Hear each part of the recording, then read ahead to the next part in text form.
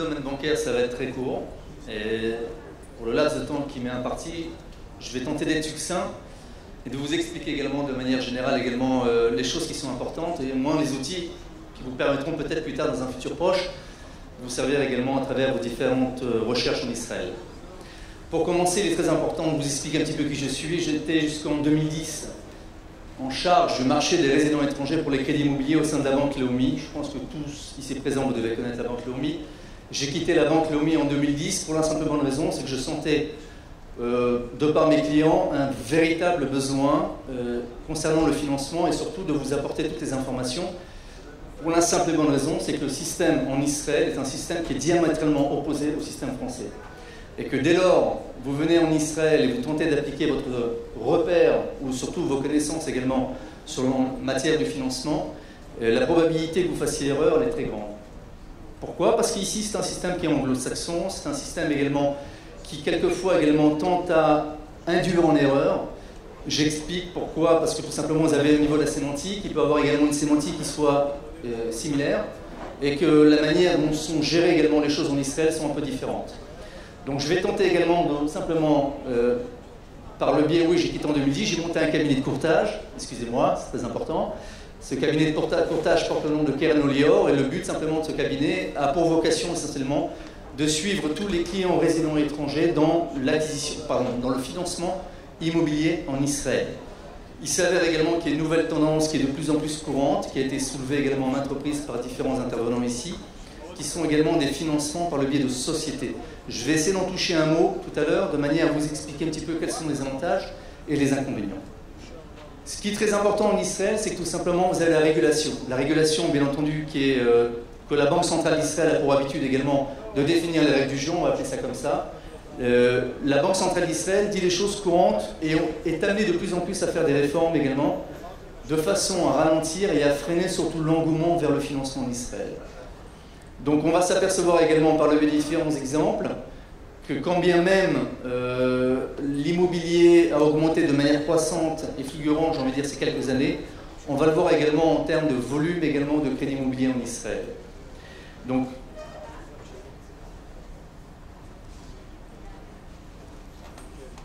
je vais passer rapidement certains voilà. Ok, ce qui est très important ici, c'est qu'à partir de 2003, c'est là où on a commencé vraiment à ressentir une augmentation de l'immobilier. Jusqu'en 2013, en 2003, on avait enregistré une production de volume de crédit immobilier de 12,4 milliards de shekels. 12,4 milliards, ça inclut toutes les banques confondues, tout type de crédit. En 2013, on a atteint le chiffre de quasiment 52 milliards de shekels. Pardon. Ça va un peu trop vite.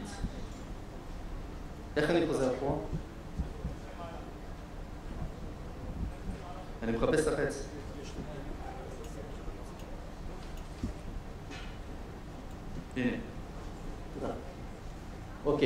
Ce qui est très important, c'est qu'en l'espace de 10 ans, vous avez une augmentation de quasiment 400% du volume de crédit qui a augmenté en 10 ans.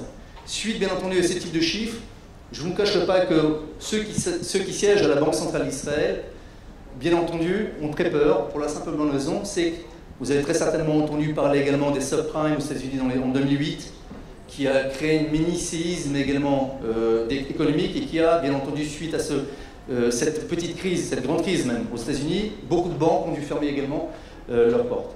Donc, suite, bien entendu, à cette augmentation considérable de 10 ans de 400%, la Banque centrale d'Israël a dû intervenir. Il a dû définir les règles du jeu.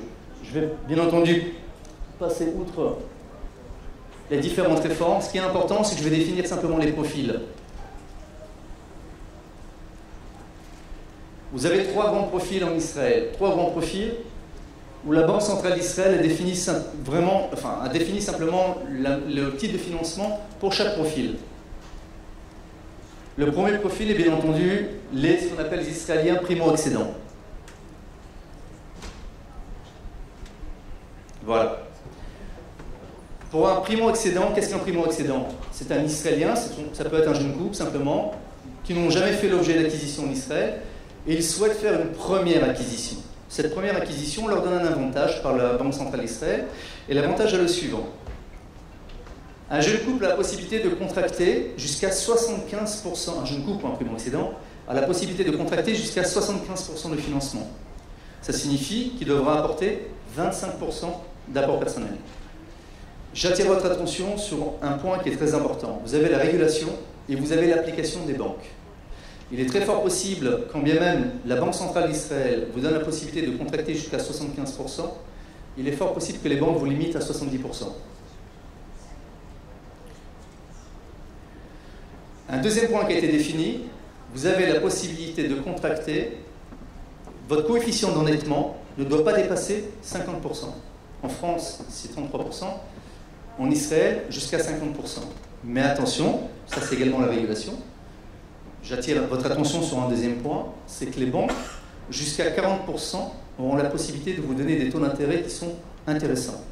Entre 40 et 50%, il est très fort possible que les taux d'intérêt augmentent de manière considérable. En tant qu'Israélien, vous avez le devoir de contracter minimum un tiers en taux fixe et 2 tiers en taux variable. Et la durée maximale a été limitée ces dernières années à 30 ans. Ça, c'est le premier profil pour un Israélien primo-accédant. Vous avez un deuxième profil qui sont bien entendu les résidents étrangers, ou appelés plus communément des investisseurs. Ce type de profil, bien entendu, correspond à tout Israélien qui souhaite faire l'acquisition d'un second bien. S'il souhaite faire l'acquisition d'un second bien, il rentre dans ce type de catégorie. Vous serez limité à un financement à hauteur de 50%, ce qui signifie, bien entendu, que vous devez également emporter 50% d'impôt personnel. Même chose au niveau du coefficient d'endettement, vous êtes limité à 50%. Même chose au niveau de la durée de 30 ans. Mais en revanche, en tant que résident étranger, vous aurez la possibilité de contracter jusqu'à 100% en taux variable. La probabilité que les banques vous autorisent 100% en taux variable est infime. Et le troisième profil qui est de plus en plus courant et dont nous sommes également amenés à faire de plus en plus de financement.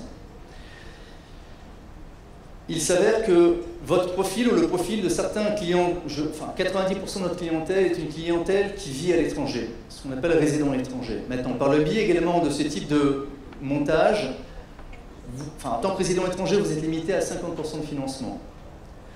Une question qui m'est très souvent posée également et demandée, c'est tout simplement quelle est la possibilité d'augmenter ce pourcentage de financement? La seule et unique possibilité que vous ayez, c'est de faire une acquisition ou un financement par le biais d'une société. Et volontairement, je ne rentrerai pas dans toutes les catégories ou répercussions qu'il puisse avoir en termes de fiscalité. Bien entendu, je vous recommande de vous tourner vers un expert comptable ou un avocat fiscaliste qui est spécialisé dans ce type de domaine. Ce que je veux simplement attirer votre attention, ce sera sur le type de montage.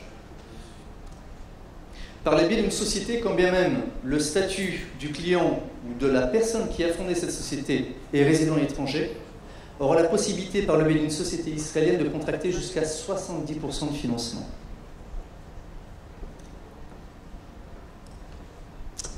Même chose au niveau du coefficient d'endettement, 50%.